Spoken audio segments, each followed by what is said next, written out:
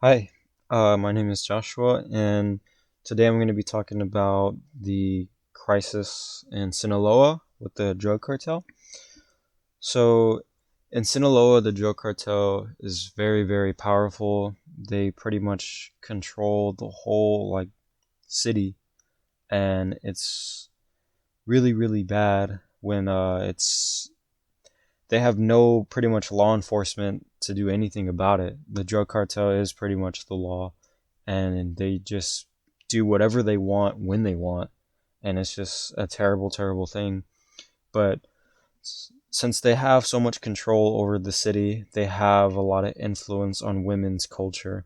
So what they have done to influence women is pretty much women now are expected to look a certain way, and these women need to have like big butts or big breasts or slim or tiny waist. They're expected to look this way in order to be desirable to the men in Sinaloa, specifically the narcos in the drug cartel in Sinaloa. Uh, the women there actually are in competition with each other because they want to look the best. They want to look better than the other all the other women, and they want to have a narco boyfriend because if they have a narco boyfriend, that boyfriend in the cartel uh probably has a lot of money, and they can fund these different procedures that these women would want. So these women will offer themselves up to the narcos. They'll offer themselves up for say 5 or 6 months, and they'll make a deal with the narco. They're like, if you pay for my procedure, I will be with you for 5 months or 6 months if you pay for this procedure. And some of these procedures can go up to $10,000. It's extremely expensive. But what I see, how I can compare it to the U.S. is how women are expected to look a certain way, very feminine in Sinaloa. They kind of in the United States are expected to look a certain way too. Like women here are what I've seen so far is that they're only uh, say desirable if they have smooth skin or clear skin, or if they have a big butt, then they're gonna attract a lot of men because men here like that too. And or if they have big breasts and they have a certain beauty standard here in the U.S. obviously, and some of those are the standards here, which is kind of sad because women don't need all that to attract men, but some of them feel like they need to have that to attract men, and it is kind of sad. And I think that's the way they kind of in the United States, the women's culture here compares to the culture over there.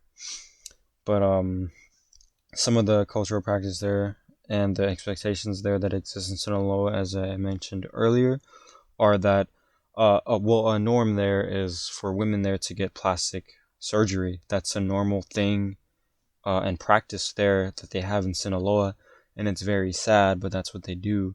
The doctors there in Sinaloa are actually paid by the cartel, and they pretty much work for the cartel, and it's a normal thing that the doctors there are used to and that the women there are used to. And it's a horrible thing, but it's a normal practice for women, normal cultural practice for women to not be natural and to get these procedures done on them.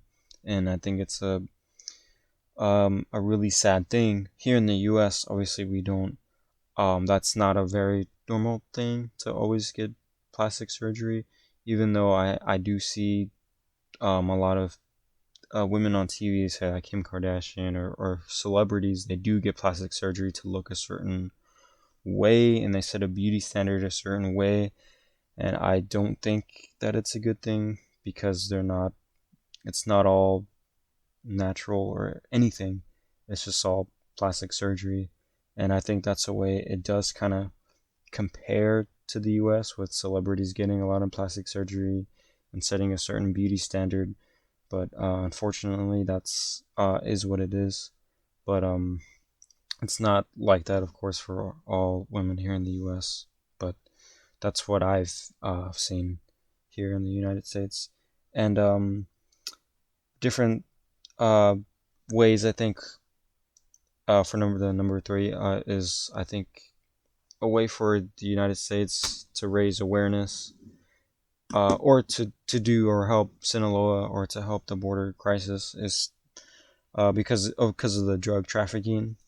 Sinaloa does a lot of drug trafficking and into the United States, and it does affect the United States. It makes the border very dangerous because of that. So I think what we can do in the community here is raise awareness about what's going on in Sinaloa and what's going on at the border. It's a good way. It's a good thing if we raise awareness, post about it, and say like this is what's happening, and maybe we should try to donate or petition our government to help them or do something about it.